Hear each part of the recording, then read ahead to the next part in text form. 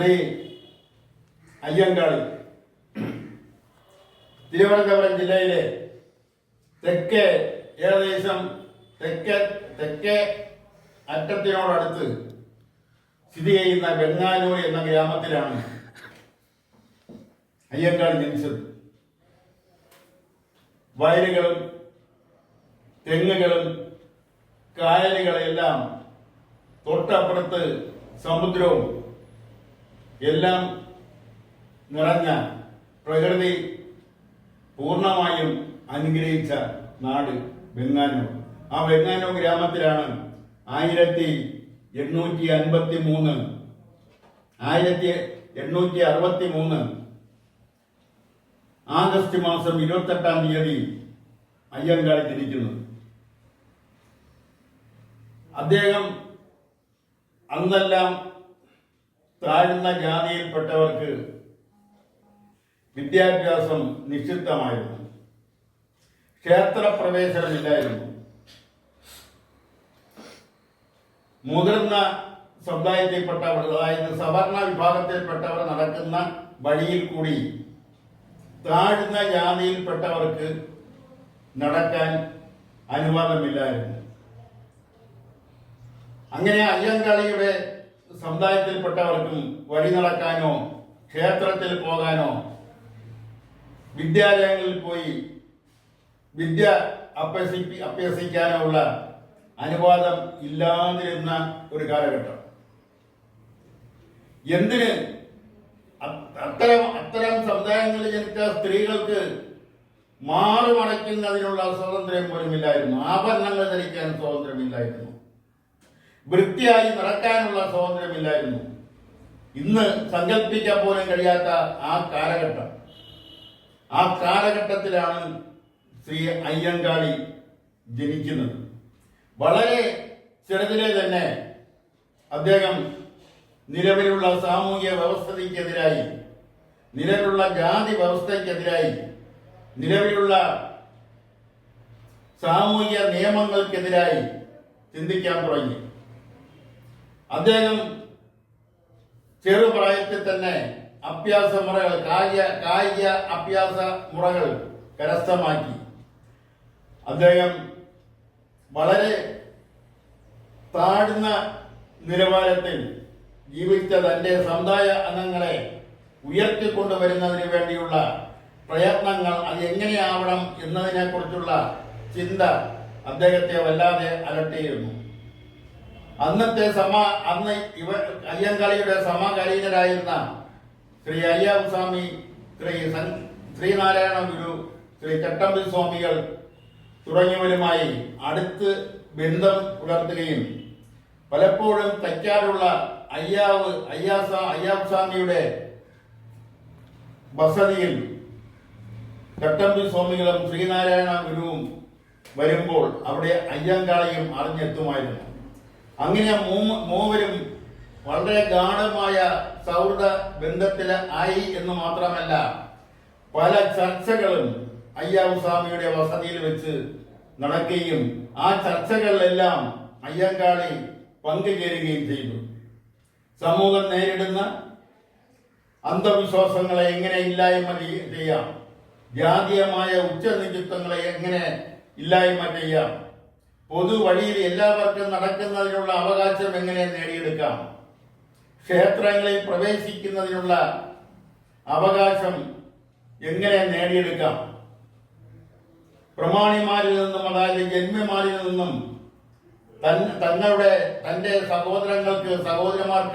സഹോദരങ്ങൾക്കും മാന്യമായ സമീപനം എങ്ങനെ ഉണ്ടാക്കിയെടുക്കാം, ഇങ്ങനെയെല്ലാമുള്ള ചിന്തകളും ചർച്ചകളുമായിരുന്നു ശ്രീ അയ്യാവ് സ്വാമിയുടെ വസതിയിൽ ശ്രീ നാരായണ ഗുരുവിന്റെയും ശ്രീ ചട്ടമ്പി സ്വാമിയുടെയും മുന്നിൽ അവതരിപ്പിച്ചത്. അങ്ങനെ അവരിൽ നിന്ന് കിട്ടിയ ഉപദേശവും അവരിൽ നിന്ന് കിട്ടിയ ഊർജവും എല്ലാം സംഭരിച്ചുകൊണ്ടാണ് അദ്ദേഹം നിലവിലുള്ള സാമൂഹിക വ്യവസ്ഥയ്ക്കെതിരെ പോരാടാൻ തീരുമാനിച്ചു. അന്ന് താഴ്ന്ന സമുദായക്കാരായിരുന്നു കർഷക തൊഴിലാളികൾ. പ്രത്യേകിച്ചും ബംഗാളൂർ പ്രദേശത്ത് ശ്രീ അയ്യങ്കാളിയുടെ സമുദായത്തിൽപ്പെട്ടവരായിരുന്നു അന്ന് വയലുകളിൽ കൃഷിക്ക് വേണ്ടി കൃഷി നടത്തിയിരുന്നത്, അല്ലെങ്കിൽ കൃഷിക്ക് വേണ്ടി നിലം ഉഴുതുകയും ഞാറ് നടുകയും ഞാറ് പറിക്കുകയും മറ്റുമെല്ലാം ചെയ്തിരുന്നത് അയ്യങ്കാളിയുടെ ബന്ധുക്കളായിരുന്നു, അയ്യങ്കാളിയുടെ സമുദായക്കാരായിരുന്നു. അങ്ങനെയാണ് വെങ്ങാനൂരിൽ തിരുവിതാംകൂറിലെ ഒരുപക്ഷെ കേരളത്തിലെ തന്നെയും ആദ്യത്തെ സംഘടിത കർഷക തൊഴിലാളി സമരം നടക്കുന്നത്. ആ കർഷക തൊഴിലാളി സമരത്തിന് നേതൃത്വം കൊടുത്തത് ശ്രീ അയ്യങ്കാളിയായിരുന്നു. ഒരു വർഷത്തോളം നീണ്ടു നിന്ന പണിമുടക്ക് ഇന്ന് പോലും അത് ഇന്ന് പോലും ഒരു രാഷ്ട്രീയ പാർട്ടിക്ക് സങ്കല്പിക്കാൻ പോലും കഴിയാതിരുന്ന ആ ഒരു സമരമുറ അയ്യങ്കാളി നടപ്പാക്കി. ഒരു വർഷത്തോളം അവിടുത്തെ വയലുകൾ തരിച്ചിട്ടുകൊണ്ടായിരുന്നു. അവിടെ അതിന്റെ ജന്മിമാരിൽ നിന്ന് മാന്യമായ വേതനവും മാന്യമായ പെരുമാറ്റവും എല്ലാം ലഭിക്കുന്നതിന് വേണ്ടിയുള്ള ആ സമരം ഒരു വർഷം നീണ്ടുനിന്നു. അതിനുശേഷമാണ് ആ സമരം ഒത്തുതീർപ്പാവുന്നത്. അതിനുശേഷമാണ് കർഷക തൊഴിലാളികളോട് മാന്യമായി പെരുമാറുന്നതും അവർക്ക് ന്യായമായ വേതനം കൂലി കിട്ടുന്നതും. ഇതിനെല്ലാം നേതൃത്വം കൊടുത്ത ശ്രീ അയ്യങ്കാളി പെട്ടെന്ന് തന്നെ ദളിത് സമുദായങ്ങളുടെ ഇടയിൽ അയ്യങ്കാളിയുടേതായ ഒരു വ്യക്തിത്വവും സ്ഥാനവും ലഭിച്ചു.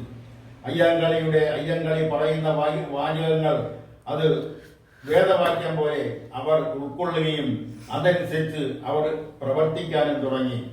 ഇതെല്ലാം മുന്നോക്ക വിഭാഗത്തിൽപ്പെട്ട പ്രമാണിമാരെ അസ്വസ്ഥമാക്കിക്കൊണ്ടേയിരുന്നു. അവർക്കിതൊന്നും ഉൾക്കൊള്ളാനോ സഹിക്കാനോ കഴിയുന്ന കാര്യമായിരുന്നില്ല.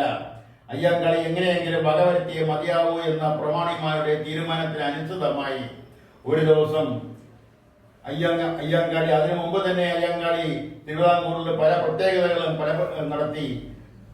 ഒരു വില്ലുവണ്ടിയിൽ അദ്ദേഹം ബാലരാമപുരം വഴി വില്ലുവണ്ടിയിൽ തെളിച്ചുകൊണ്ട് പോയത് അതൊക്കെ അന്നത്തെ കാലഘട്ടത്തിൽ സങ്കല്പിക്കാൻ പോലും കഴിയാതിരുന്ന ഒരു കാലഘട്ടമായിരുന്നു അത്. അതിനെയെല്ലാം വെല്ലുവിളിച്ചുകൊണ്ടാണ് അതിനെ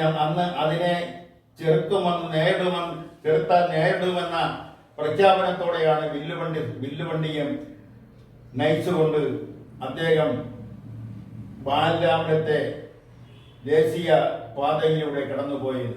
അതെല്ലാം ഒരു വിപ്ലവത്തിന്റെ വീര്യം, ഒരു വിപ്ലവത്തിന്റെ ഭാഗമായിരുന്നു. വരാൻ പോകുന്ന ഒരു സാമൂഹിക വിപ്ലവത്തിന്റെ തുടക്കമായിരുന്നു അതെന്ന് പറയേണ്ടിയിരിക്കുന്നു. അദ്ദേഹം എന്നും പ്രമാണിമാരുടെ കണ്ണിലെ കരടായി മാറുന്നതിന് കൂടുതൽ സമയം വേണ്ടി വന്നില്ല. വളരെ ഒരു ദിവസം അദ്ദേഹത്തെ അതിഭീകരമായി പ്രമാണിമാരുടെ ഗുണ്ടകൾ അല്ലെങ്കിൽ പ്രമാണിമാർ തന്നെ അതിക്രൂരമായി മർദ്ദിക്കുകയും അദ്ദേഹം മരിച്ചു എന്ന് ഉറപ്പിച്ച ശേഷം രാജ്യമാനം അദ്ദേഹത്തിന്റെ ഭൗതിക ശരീരം വെള്ളയാണി കായലിന്റെ മധ്യത്ത് കൊണ്ട് കളയുകയും ചെയ്തു. അങ്ങനെ അയ്യങ്കാളിയെ ഇല്ലാതാക്കി എന്ന ആശ്വാസത്തോടെ അവരെല്ലാം പിന്തിരിഞ്ഞു പോന്നു. എന്നാൽ അതുവഴി തൊണ്ടും കയറ്റി വന്ന ഒരു വള്ളക്കാരൻ കായൽ ഒരു മനുഷ്യന്റെ ശരീരം കാണുകയും അത് പിടിച്ച് വള്ളത്തിൽ കയറ്റിയിടുകയും ചെയ്തു. അപ്പോഴാണ് അത് അയ്യങ്കാളിയാണെന്ന് തിരിച്ചറിയുന്നത്. അയ്യങ്കാളിയാണെന്ന് ഉള്ള വിവരം പുറത്തറിഞ്ഞാൽ ആ അയ്യങ്കാളിയെ മാത്രമല്ല ആ തൊണ്ടും കയറ്റി വന്ന ആ മനുഷ്യനെയും പ്രമാണിമാർ ഇല്ലാതാക്കും, കൊന്ന് വീണ്ടും കായലിൽ കളയും. അതുകൊണ്ട് അയ്യങ്കാളിയെ വള്ളത്തിൽ കിടത്തിയിട്ട് അതിന്റെ മുകളിൽ തൊണ്ടുകൾ അടുക്കി വെച്ച് കണ്ണും മൂക്കും വായും മാത്രം പുറത്ത് കാണത്തക്ക നിലയിൽ മറ്റെല്ലാ ഭാഗവും തൊണ്ടുകൾ കൊണ്ട് അടുക്കി മറച്ചാണ് അദ്ദേഹം വെള്ളയാണി തന്നെയുള്ള വെള്ളയാണിക്കടുത്തുള്ള ഒരു നാട്ടുവൈദ്യന്റെ വീട്ടിൽ അയ്യങ്കാളി എത്തിക്കുന്നത്. അവിടെ ഒരാഴ്ചയോളം നാട്ടുവൈദ്യന്റെ ചികിത്സയിൽ അദ്ദേഹം കഴിഞ്ഞു. അങ്ങനെ ആ ചികിത്സയിൽ കഴിയവേ തന്നെ അദ്ദേഹം ഭൗതിക ജീവിതത്തോട് യാത്ര പറഞ്ഞു. അത് 1941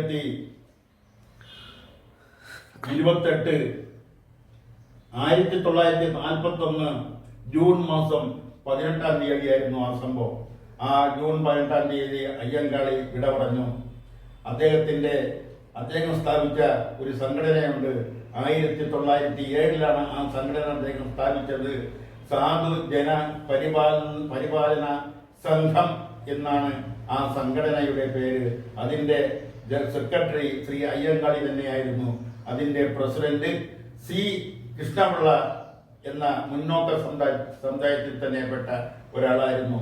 ആ സംഘടന ഉണ്ടോ എന്ന് ചോദിച്ചാൽ ഉണ്ടെന്നും ഇല്ലെന്നും പറയാം. അതിന്റെ പ്രവർത്തനം എവിടെയോ വെച്ച് നിർജ്ജീവമാവുകയോ ഇല്ലാതാവുകയോ ചെയ്തിരിക്കുന്നു. ആ ഒരു കാര്യം കൂടി അവസരത്തിൽ എടുത്തു പറഞ്ഞുകൊണ്ട് ശ്രീ അയ്യങ്കാളിയുടെ പിൻഗാമികൾ അയ്യങ്കാളി സ്ഥാപിച്ച ആ സംഘം, സാധുജന പരിപാലന സംഘം, അത് പരമാവധി ഉയർത്തിക്കൊണ്ട് അതിന്റെ കാര്യക്ഷമമായ പ്രവർത്തനത്തിലേക്ക് കൊണ്ടുവരണമെന്ന് അഭ്യർത്ഥിച്ചുകൊണ്ട് അയ്യങ്കാളിയുടെ അനുസ്മരണം ഇവിടെ പൂർത്തിയാക്കുന്നു. നന്ദി, നമസ്കാരം.